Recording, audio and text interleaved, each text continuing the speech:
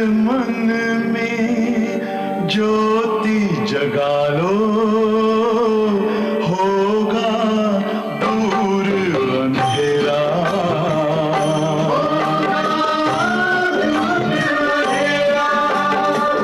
शिव का कर लो ध्यान, आ रहा पावन पुण्य सवेरा।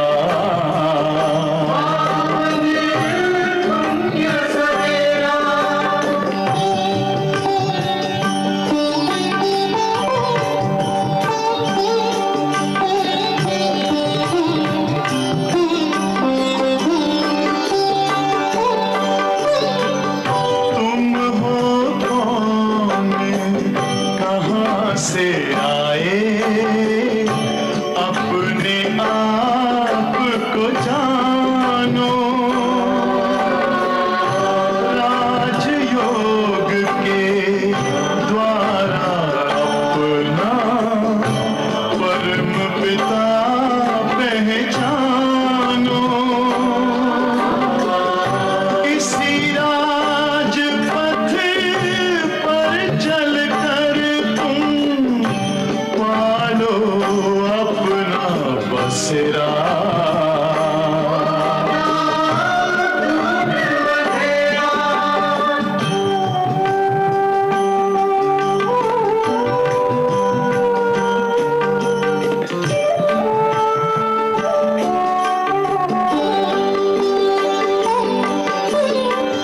तुम हो आत्मा तन से न्यारे, परमात्मा को प्यारे।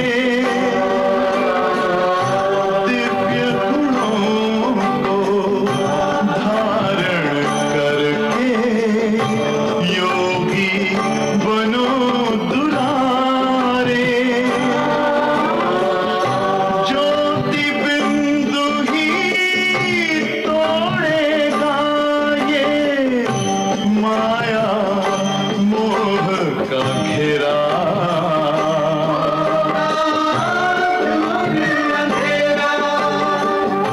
अंतर मन में ज्योति जगा लो, होगा दूर अंधेरा।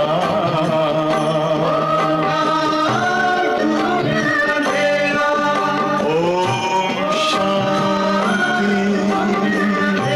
ओम शांति, ओम शांति।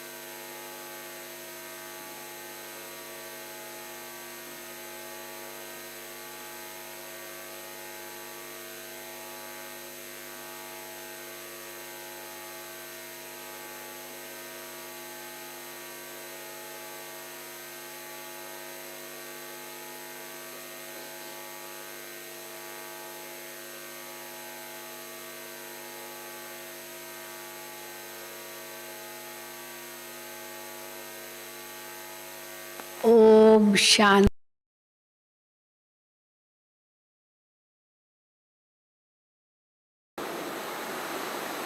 बाबा कहते हैं एक है श्रीमत जो भगवान की मत है, और दूसरी है रावण की मत।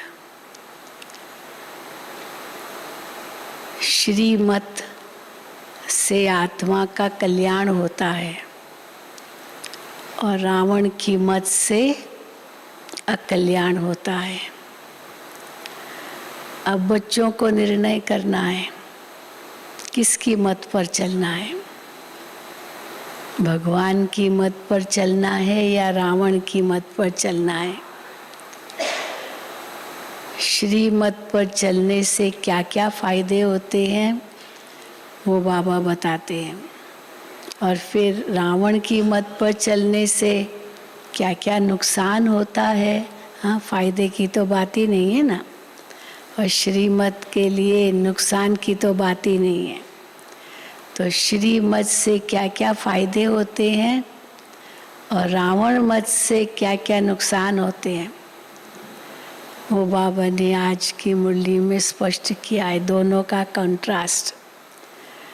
तो मुरली सुनते जाएंगे और बाबा की श्रीमत क्या है समझते जाएंगे, रावण की मत क्या है उसको भी जानेंगे, नुकसान कैसे है रावण की मत से और श्रीमत से कैसे फायदे हैं, वो भी आज की मुरली से बहुत सुंदर स्पष्ट रूप से बाबा ने समझाया है।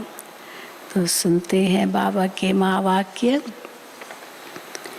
आज 30/5/2022 है।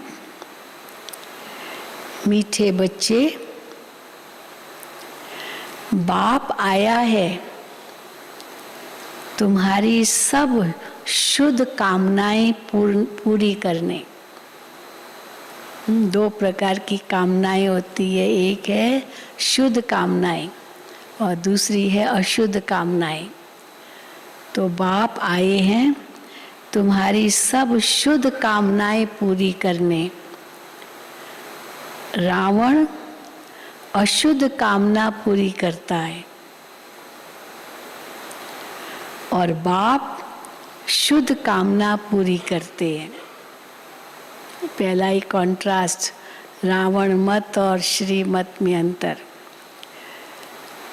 बाप आया है तुम्हारी सब शुद्ध कामनाएं पूरी करने, रावण अशुद्ध कामना पूरी करता और बाप शुद्ध कामना पूरी करता।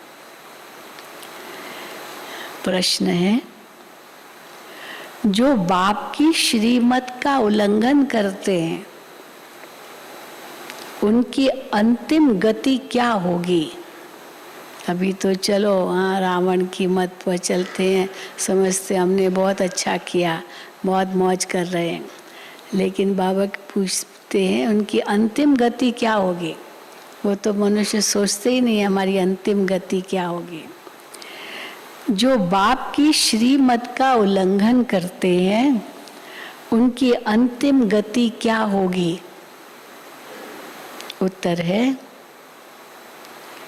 श्रीमत का उल्लंघन करने वालों को, बाबा ने हंसी में कहा है, माया के भूत अंत में राम राम सत है गाएंगे। यानी उनकी कितनी बुरी मौत होगी, हाँ वो भी समझ सकते हैं। तो जब कोई मरता है तभी कहते हैं ना राम राम सत है। तो श्रीमत का उल्लंघन करने वालों को माया के भूत अंत में राम राम सत है करके घर ले जाएंगे। कौन? बाबा घर ले जाएगा। रावण तो मत दे करके बुरी गति करेगा, परंतु फिर बाबा को ही घर ले जाना है। फिर बहुत कड़ी सजा खानी पड़ेगी।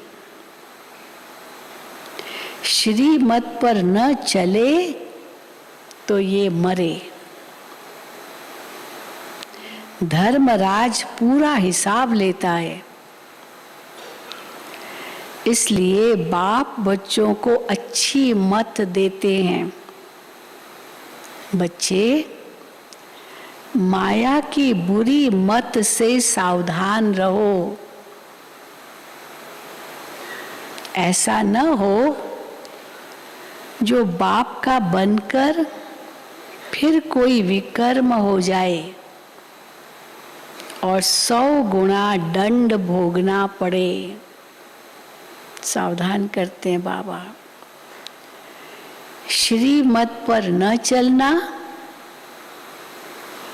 पढ़ाई छोड़ना ही अपने ऊपर बद्दुआ अकृपा करना है। श्रीमत पर न चलना, पढ़ाई छोड़ना ही अपने ऊपर बद्दुआ अकृपा करना है। गीत है ओम नमो शिवाय। ओम शांति।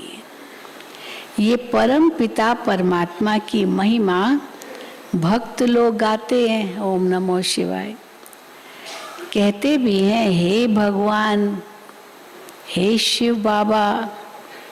अब ये किसने कहा हे भगवान हे शिव बाबा?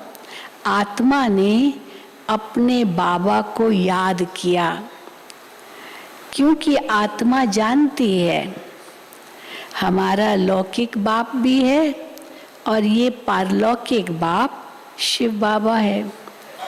वो आते भी भारत में हैं और एक ही बार अवतार लेते हैं। गाते भी हैं, हे पतित पावन आओ, भ्रष्टाचारी पतितों को श्रेष्ठाचारी पावन बनाने के लिए। हाँ, आओ क्यों गाते हैं? पतित पावन आओ, किस लिए आओ? भ्रष्टाचारी पतितों को श्रेष्ठाचारी पावन बनाने के लिए। परंतु हाँ, एक तरफ कहते भी हैं ये सब, फिर बाबा कहते परंतु सब अपने को पतित भ्रष्टाचारी समझते नहीं है। सब एक किस्म के तो नहीं होते हैं, कई तो समझते भी हैं सचमुच हम पतित भ्रष्टाचारी, पर कोई केवल गाते हैं समझते नहीं है, और कोई तो गाते भी नहीं है तो समझते भी नहीं है। तो बाबा कहते हैं हर एक, सब एक किस्म के तो होते नहीं हैं, हर एक का पद अपना अपना होता है, हर एक के कर्मों की गति भी न्यारी होती है। क्या उसका परिणाम होगा, उसकी गति भी न्यारी होती है। एक न मिले दूसरे से, किसी की भी कर्म की गति एक न मिले दूसरे से, क्योंकि कर्म सबके अपने अपने, तो कर्मों की गति भी अपनी अपनी, परिणाम भी अपना अपना। एक न मिले दूसरे से। बाप बैठ समझाते हैं, तुम बाप को न जानने के कारण इतने ऑर्फन पतित बन गए हो। कहते भी हैं पतित पावन, सर्व का सदगति दाता आप हो। हाँ, शिव की महिमा में गाते हैं। फिर गीता व गंगा पतित पावनी कैसे हुई? तुमको इतना बेसमझ किसने बनाया? एक तरफ परमात्मा के लिए गाते हैं पतित पावन, फिर दूसरी ओर शास्त्र पढ़ते रहते हैं, समझते इससे पावन हो जाएंगे, गंगा स्नान करने से पावन बन जाएंगे। तो बाबा कहते तुमको इतना बेसमझ किसने बनाया? इन 5 विकारों रूपी रावण ने। अभी सभी रावण राज्य अथवा शोक वाटिका में हैं। हेड जो है, हाँ, जो बड़े बड़े लोग हैं जिनके ऊपर बहुत बड़े मामले होते हैं, जिम्मेदारियां होती है, हेड जो हैं उन्हों को तो बहुत फिक्रात रहती है। गाते भी है ना, बड़ा होना बड़ा दुख पाना। इस कलयुगी दुनिया में बड़ा होना बड़ा दुख पाना, छोटों के दुख दूर।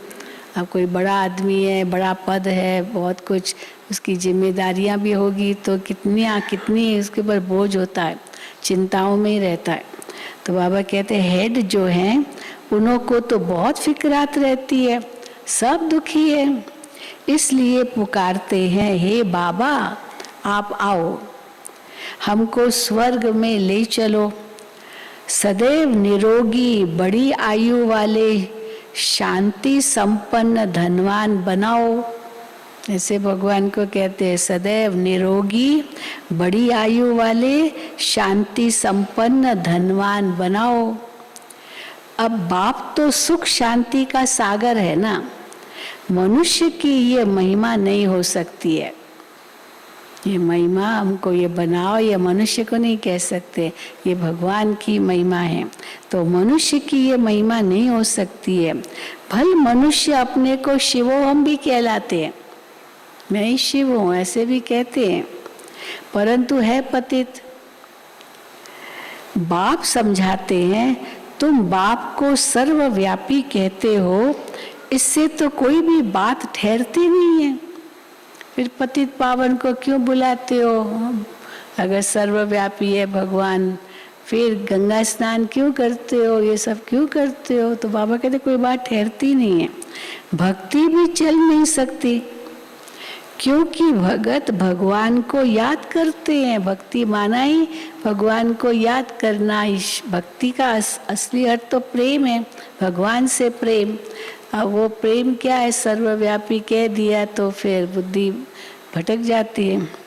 तो भक्ति भी चल नहीं सकती उसके कारण, क्योंकि भगत भगवान को याद करते हैं।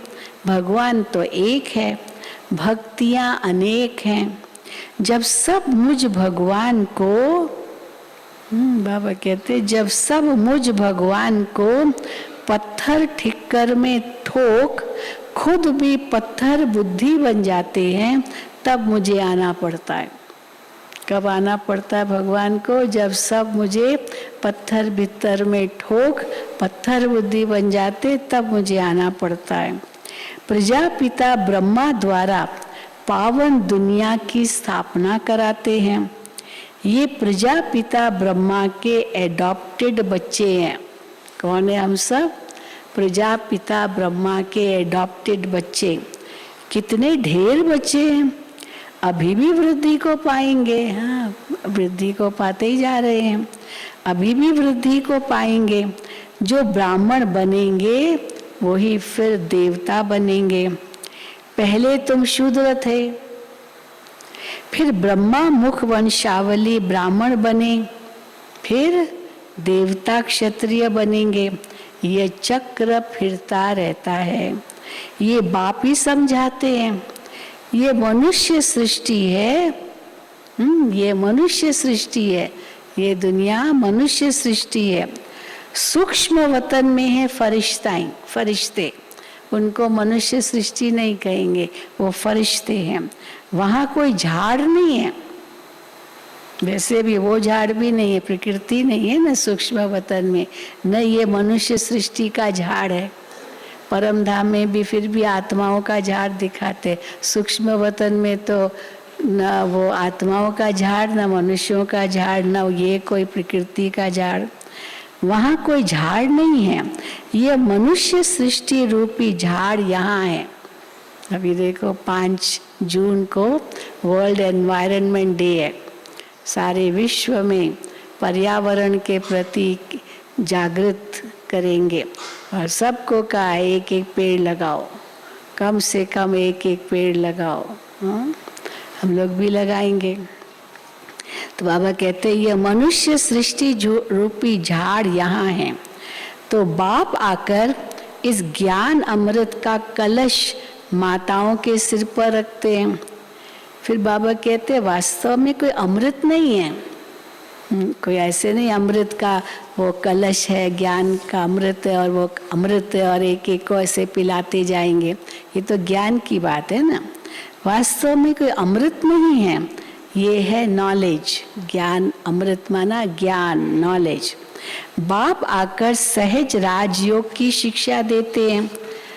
बाप कहते हैं मैं तो निराकार हूँ, नंबर 1 मनुष्य के तन में प्रवेश करता हूँ।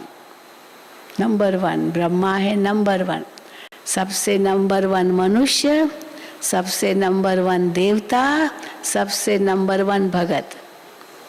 इस आत्मा का ये पार्ट है। तो बाबा कहते हैं मैं तो हूँ निराकार, नंबर 1 मनुष्य के तन में प्रवेश करता हूँ। खुद कहते हैं जब मैं ब्रह्मा तन में प्रवेश करूं तब तो ब्राह्मण संप्रदाय हो। बिना ब्रह्मा तन में प्रवेश किए ब्राह्मण संप्रदाय कैसे रचेंगे? ब्रह्मा तो यहाँ ही चाहिए। वो सूक्ष्म वतनवासी ब्रह्मा तो अव्यक्त ब्रह्मा है, उससे कोई रचना नहीं रचते, रचना तो यहाँ रचेंगे ब्राह्मणों की। मैं इस व्यक्त में प्रवेश करता हूँ इनको फरिश्ता बनाने के लिए। सुना, मैं इस व्यक्त में प्रवेश करता हूँ इनको फरिश्ता बनाने के लिए। अब केवल अकेले को बनाएगा क्या फरिश्ता? बाबा कहते हैं तुम भी अंत में फरिश्ता बन जाते हो। ये तो जल्दी बन गया क्योंकि बहुत सेवा करनी है ना इनको। बाप समान बना, शिव बाबा ब्रह्मा बाबा समान हो गए, कंबाइंड रूप बन के बहुत सेवा कर रहे हैं।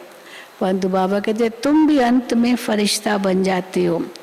तुम ब्राह्मणों को यहाँ ही पवित्र बनना है, फिर पवित्र दुनिया में जाकर के जन्म लेंगे।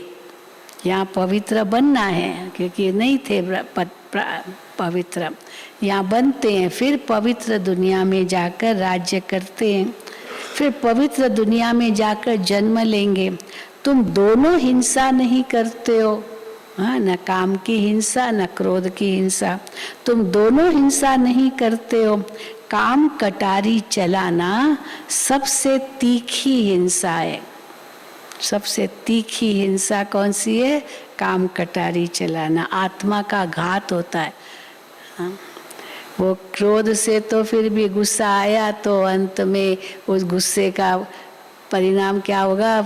उसको गोली मार देंगे। हाँ, लेकिन काम कटारी चलाना ये तो आत्मा की हिंसा है, वो तो शरीर की चलो हिंसा हुई। काम कटारी चलाना सबसे तीखी हिंसा है जिससे मनुष्य आदि मध्य अंत दुख पाते हैं। द्वापुर से लेकर काम कटारी चलाते आए हैं, तब ही गिरना शुरू होता है। पहले तो सतयुग से त्रेता अंत तक तो हम गिरते नहीं हैं, हम उतरते हैं, एक एक सीढ़ी धीरे धीरे धीरे धीरे उतरते हैं।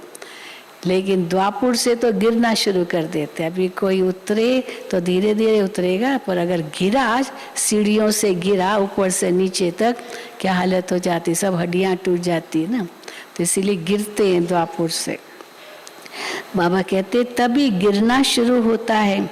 मनुष्य के पास है भक्ति की नॉलेज, वेद शास्त्र पढ़ना, भक्ति करना, हाँ, गाते भी हैं ज्ञान भक्ति और वैराग्य।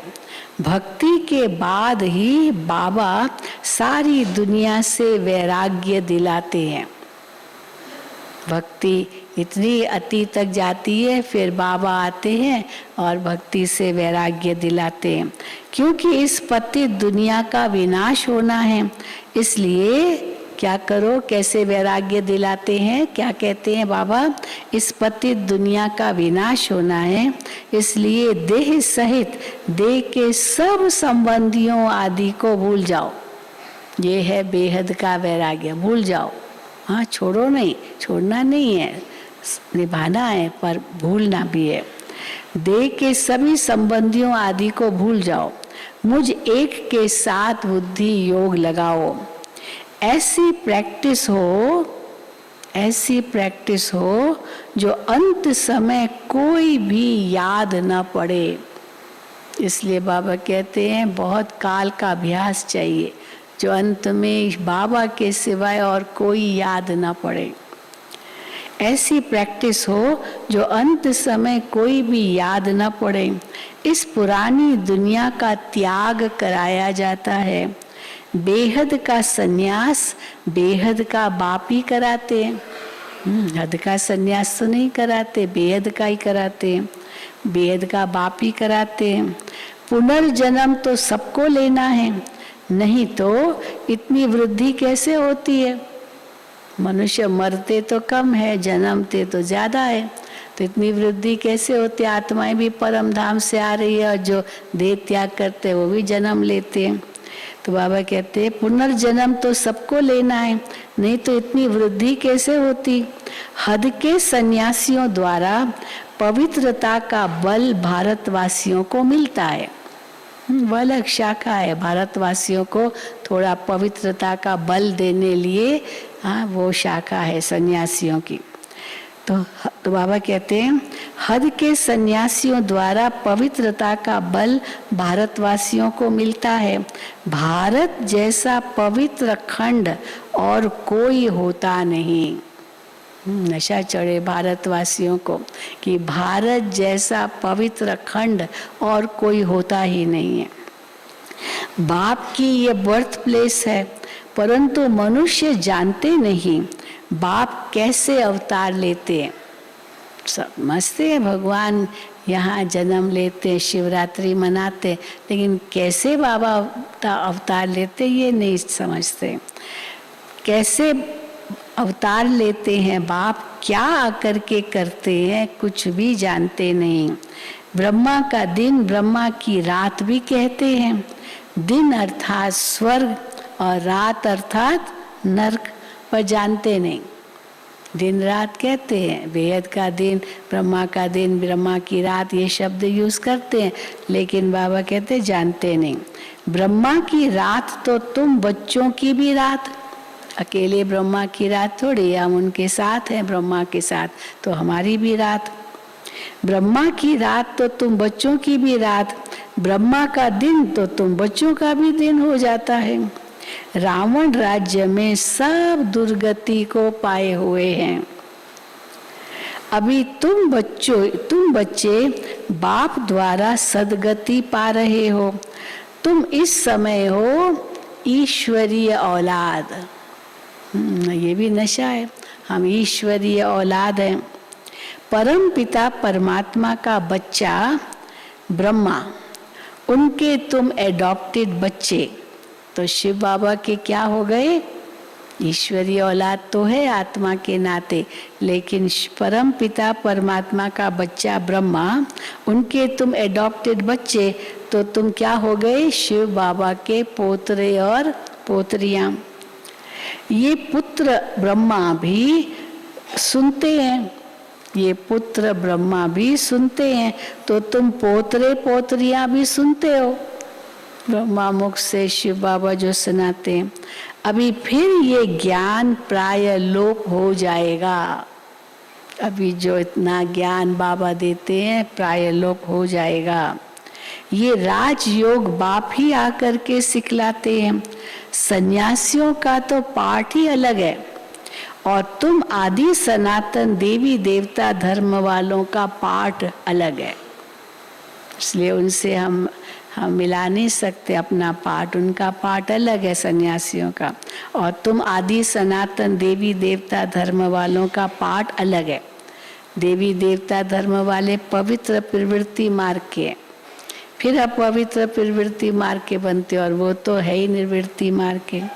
वहाँ सतयुग में देवताओं की आयु भी बड़ी रहती है, अकाले मृत्यु नहीं होती है।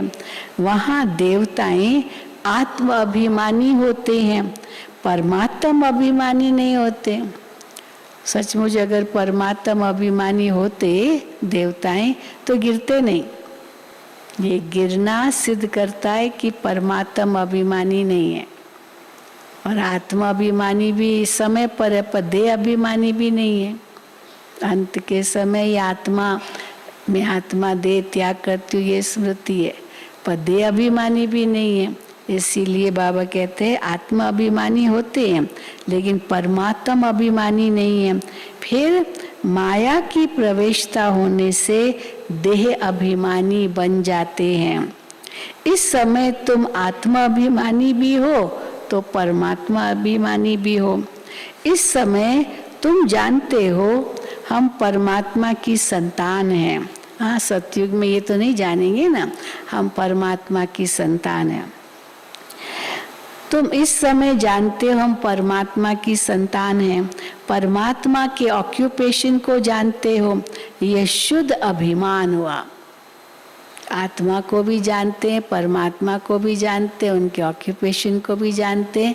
बाबा कहते हैं ये शुद्ध अभिमान, हम भगवान को जानते हैं। नशे से कहते हैं ना, वो लोग भक्ति वाले क्या कहते हैं हम लोगों को, आप लोग नास्तिक हो, पूजा पाठ नहीं करते हो।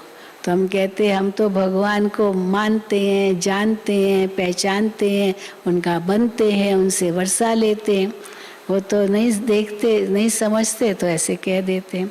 तो तुम अभी अपने को और परमात्मा को भी जान गए, परमात्मा द्वारा अपने को भी और परमात्मा को भी जान गए। तुम जानते हो परम पिता परमात्मा कल्प कल्प आते हैं। भक्ति मार्ग में भी अल्प काल का सुख वो देते हैं। साक्षात्कार कराते हैं तो शिव बाबा कराते हैं ना, तो अल्प काल का सुख भी वो देते हैं।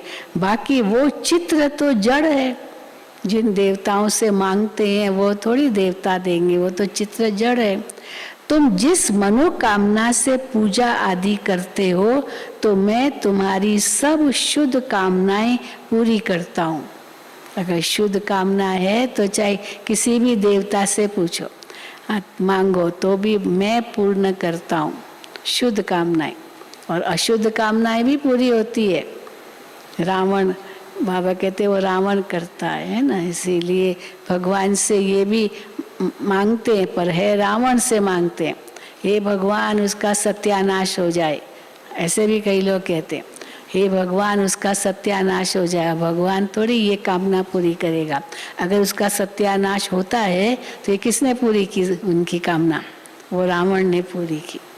है तो उसके कर्मों अनुसार, लेकिन बद्दुआ दे दी तो वो बद्दुआ कई बार काम करती है, रावण वो काम करता है।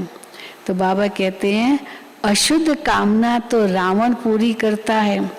बहुत रिद्धि सिद्धि आदि सीखते हैं। अब ये भी अशुद्ध कामना है। किसी का नुकसान कराना हो तो रिद्धि सिद्धि वाले के पास जाएंगे, जादू टोना पता नहीं क्या क्या कलयुगी दुनिया में लगा पड़ा है, किसी को गिराने के लिए, किसका नुकसान पहुंचाने के लिए। अब बाबा कहते हैं ये सब रावण की मत है।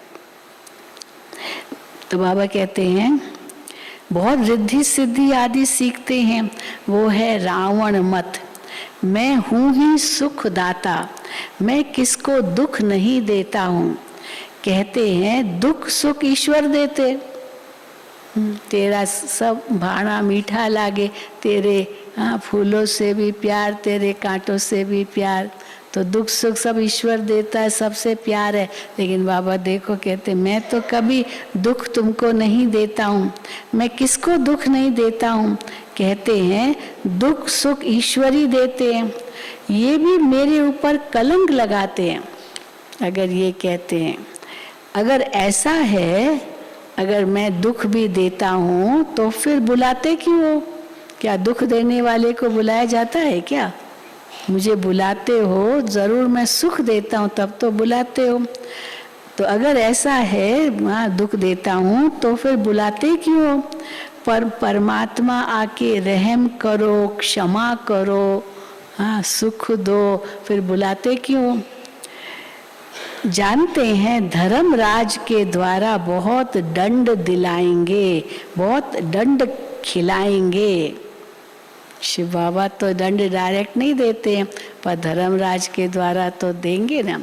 इसीलिए कहते हैं ना ईश्वर के घर में देर है लेकिन अंधेर नहीं है। तो बाबा कहते जानते हैं धर्मराज के द्वारा बहुत डंडे खिलाएंगे। बाप समझाते हैं बच्चे भक्ति मार्ग के इन शास्त्रों आदि में कोई सार नहीं है। अभी तुमको भक्ति अच्छी नहीं लगती है, ऐसे भी नहीं कहते हो कि हे भगवान, चलो वो पूजा पाठ ये सामग्री आदि जो यूज करते बाबा कहते वो भले नहीं करते हो, लेकिन हे भगवान ये भी भक्ति का शब्द है। हाँ, हमें हे भगवान भी नहीं कहते, हम क्या कहेंगे? मीठे बाबा, हाँ ऐसे कहेंगे ना। तो तुम ऐसे भी नहीं कहते हो हे भगवान। आत्मा दिल अंदर याद करती है, बस। दिल अंदर आत्मा याद करती है, बस।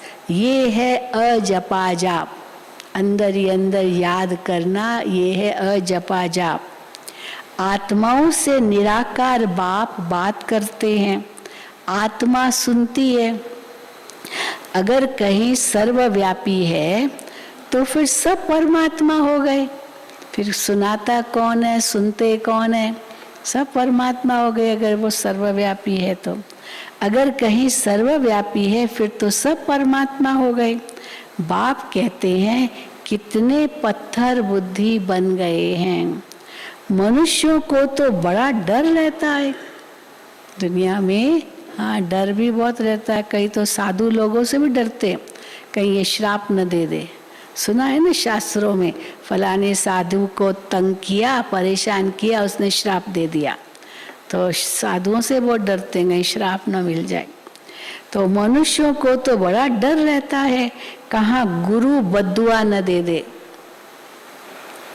बाप तो है सुखदाता, बद्दुआ अथवा अकृपा तो बाप बच्चों के ऊपर करते ही नहीं है।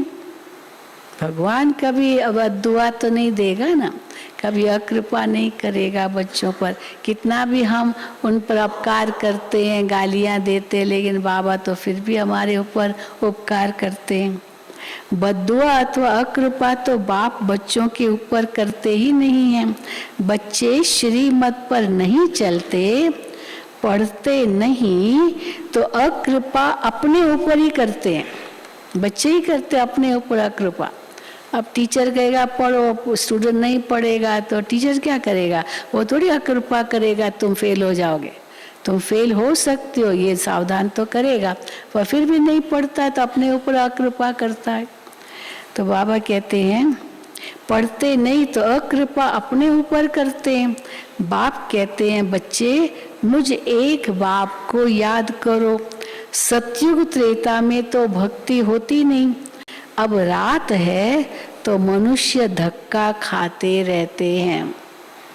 रात में मनुष्य धक्के खाते रहते हैं। कोई रात को कहता है मैं जाता हूँ, अरे कहाँ जाओगे रात को, धक्के खाओगे क्या अंधेरे में?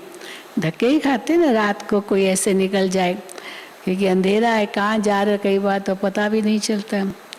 तो बाबा कहते हैं अब रात है तो मनुष्य धक्का खाते रहते हैं। तब कहा जाता है सतगुरु बिगर घोर अंधियारा, गुरु बिना गत नहीं। हाँ, कहते हैं ना ज्ञान बिना गुरु बिना ज्ञान नहीं, ज्ञान बिना गत नहीं। तो सतगुरु बिगर घोर अंधियारा। सतगुरु ही आकर सारे चक्र का राज समझाते हैं कि तुम देवता थे, फिर क्षत्रिय बने, फिर वैश्य बने, आदि आदि। ऐसे 84 जन्म पूरे किए। 8 पुनर्जन्म सतयुग में, 12 पुनर्जन्म त्रेता में, फिर 63 जन्म द्वापुर कलयुग में। चक्र को तो फिरना ही है, ये बातें मनुष्य नहीं जानते। यही भारत क्या था? बाबा कहते यही भारत विश्व का मालिक था, विश्व का मालिक। तो भारत विश्व का मालिक था, सारे विश्व पर राज्य था और कोई खंड नहीं था, एक भारत ही था, नाम ही उसका भारत था। फिर धीरे धीरे बाद में बाबा कहते खंड बनते गए और कोई खंड नहीं था। जब झूठ खंड शुरू होता है तो फिर और खंड भी होते हैं। अब तो देखो लड़ाई झगड़ा कितना है, ये है ही जो लड़ते झगड़ते उनको क्या कहते हैं? बाबा कहते हैं अनाथ। हाँ, इसलिए कोई बच्चे लड़ते तो कहते क्या क्यों लड़ रहे हो, तुम्हारा बाप नहीं है क्या? हाँ, तुम्हारा बाप कहाँ है, तुम्हारी मम्मी कहाँ है, क्यों लड़ रहे हो? तो कौन लड़ते? जो अनाथ है। तो बाबा कहते अभी भी दुनिया में लड़ रहे हैं माना अनाथ है। हाँ, भगवान को तो जानते नहीं। ये है ही ऑर्फन्स की दुनिया, बाप को नहीं जानते हैं, रड़ियां मारते रहते हैं हे परम पिता परमात्मा। अब बाप कहते हैं मैं तो एक ही बार आता हूँ पतित दुनिया को पावन बनाने। बापू के लिए समझते थे, जब महात्मा गांधी ने स्वतंत्रता का आंदोलन शुरू किया तो बापू के लिए क्या समझते थे कि राम राज्य स्थापन करते हैं, तो उनको बहुत पैसे देते थे। बापू गांधी जी को बहुत पैसे देते थे क्योंकि मदद करते थे उनको राम राज्य लाने के लिए, परंतु वो पैसा कभी अपने काम में नहीं लगाते थे। महात्मा गांधी ने अपने लिए कभी नहीं पैसा यूज किया, वो तो बस एक लंगोटी पहनते थे। उनको कहते भाई कपड़े तो ठीक पहनो, वो कहता तुम्हें कपड़े ठीक कैसे पहनो, मेरी जो 40 करोड़, वो कहते थे 40 करोड़ का एक लंगोटी वाला, ऐसे कहते थे महात्मा गांधी के लिए। उस समय जब स्वतंत्रता मिली तब उस समय 40 करोड़ की संख्या थी भारत की, तो 40 करोड़ का एक लंगोटी वाला। लेकिन गरीबी थी, सब लूट के ले गए भारत से। तो वो कहता था मैं कैसे सब वस्त्र पहनूं, मेरे 40 करोड़ अगर वस्त्र नहीं पहन सकते तो मैं कैसे पहनूं, इसलिए नहीं पहनता था। ऊपर तो पहनते ही, बस एक धोती पहन लेता था बस। तो बाबा कहते हैं उसने कभी भी अपने लिए यूज नहीं किया। कोई जो धन उनको देते थे, ट्रस्ट बना लिया था, वो ट्रस्ट से ही सब चलता था। तो बाबा कहते हैं परंतु वो पैसा कभी अपने काम पर नहीं लगाते थे, फिर भी राम राज्य तो हुआ नहीं। जिसके लिए बापू गांधी जी ने इतनी मेहनत की, राम राज्य तो हुआ नहीं। ये तो है शिव बाबा, ये तो है शिव बाबा दाता है ना, सिर्फ समझाते हैं विनाश तो होना ही है। इससे तो तुम पैसों को सफल करो, हाँ, अपना भाग्य बनाओ, विनाश तो होना ही है। इससे तो तुम पैसों को सफल करो, ये सेंटर आदि खोलो, बोर्ड लगा दो, एक बाप से आकर के स्वर्ग का वर्षा ले लो सेकंड में, ऐसे लिख दो बोर्ड पर। तो बाप कहते हैं मेरी याद से ही तुम पावन बनेंगे, तुम्हारी बुद्धि में ये चक्र फिरना चाहिए। ब्राह्मण ही यज्ञ के रक्षक बनते हैं, ये है रुद्र ज्ञान यज्ञ, कृष्ण का यज्ञ नहीं है। सतयुग में तो यज्ञ होते ही नहीं है, हाँ, सतयुग में तो यज्ञ होते ही नहीं है, क्योंकि बाकी सब है भक्ति के यज्ञ। द्वापर कलयुग में भक्ति के यज्ञ होते हैं, अनेक प्रकार के शास्त्र यज्ञ में रखते हैं। बहुत बड़ी जमीन पर यज्ञ, छोटे छोटे यज्ञ बनाते रहते हैं, स्वाहा स्वाहा कराते रहते हैं। फिर साथ में शास्त्र भी रखते हैं, फिर कोई शास्त्र सुनाते हैं, पुराण सुनाते हैं, उपनिषद सुनाते हैं, गीता सुनाते हैं, अलग अलग। तो जो जिसको जहाँ चाहिए वहाँ जाके बैठे। हम भी गए थे एक बार, अब आजकल तो इतना नहीं होता, लेकिन पहले बहुत होता था। तो जहाँ चाहिए आपको गीता सुननी है तो यहाँ बैठो, उपनिषद सुनना है यहाँ बैठो, फलाना शास्त्र सुनना है यहाँ बैठो। तो वो शास्त्र भी सुनाते थे, फिर बीच बीच में वो थोड़ी आग कम होती थी, फिर स्वाहा स्वाहा भी करते थे। तो बाबा देखो उसको क्या कहते हैं, बाबा कहते हैं अनेक प्रकार के शास्त्र यज्ञ में रखते हैं, चौ का मुरब्बा बना देते हैं।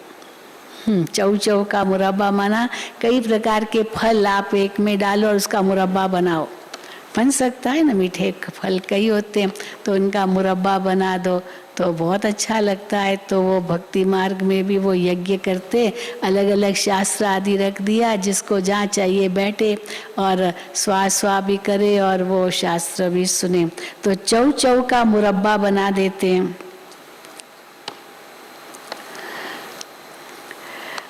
उसको ज्ञान यज्ञ नहीं कहेंगे, ज्ञान यज्ञ तो भगवान ही रचते, वो तो भक्ति के यज्ञ हैं। बाबा कहते हैं मुझ रुद्र का ज्ञान यज्ञ रचा हुआ है, ये मैं ही रचता हूँ, रुद्र ज्ञान यज्ञ रचता हूँ।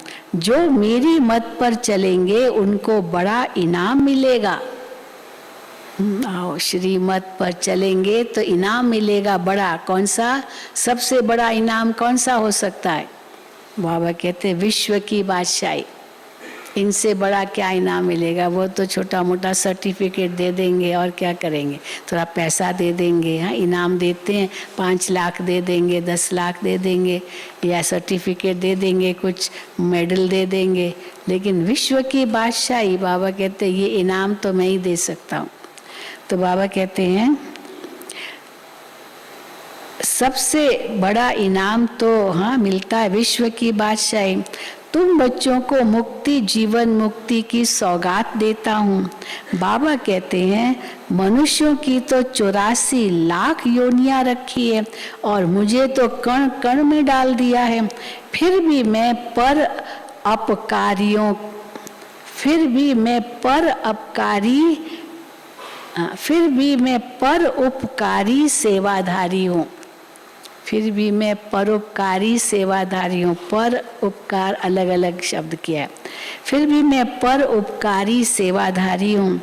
तुम रावण की मत पर मुझे गाली देते आए हो। ये भी ड्रामा बना हुआ है। अभी तुम बच्चों को कदम कदम पर श्री मत पर चलना है। बाप तो अच्छी मत देंगे ना, माया बुरी मत देगी। इसलिए खबरदार रहना, खबरदार रहना, होशियार रहना, सावधान रहना। मेरा बनकर फिर कोई विकर्म किया तो 100 गुना दंड पड़ जाएगा। योग बल से तो तुमको पवित्र शरीर मिलेगा। सन्यासी लोग तो कह देते आत्मा निर्लेप है, आत्मा निर्लेप है, सब शरीर पर लगता है, इसलिए गंगा स्नान करो सब पाप धुल गए। तो बाबा कहते सन्यासी लोग तो कह देते आत्मा निर्लेप है, बाकी शरीर पतित है, इसलिए गंगा स्नान करते हैं। अरे हाँ, देखो बाबा कहते अरे आत्मा सच्चा सोना नहीं होगी तो जेवर सच्चे सोने का कैसे बनेगा। जेवर सच्चा सोने का बनाना है तो पहले सोना सच्चा होना चाहिए ना। तो इसलिए आत्मा सच्चा सोना, आत्मा तो पाप आत्मा बन गई है और शरीर को धुलाई किया, चलो गंगा स्नान किया, पावन कैसे बनेगा शरीर। अरे आत्मा सच्चा सोना नहीं होगी तो जेवर सच्चे सोने का कैसे बनेगा। इस समय 5 तत्व भी तमो प्रधान है, इसलिए शरीर भी तमो प्रधान है, आत्मा भी तमो प्रधान है।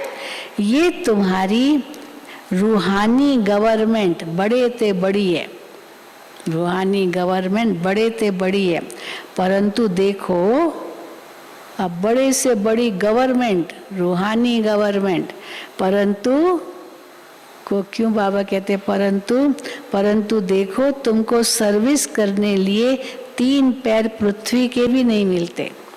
ये उस समय की बात है, अभी तो नहीं। अभी तो सब कहते हैं मेरी ज़मीन ले लो, मेरा मकान ले लो, अभी तो और ही पीछे पड़े रहते हैं, ले लो।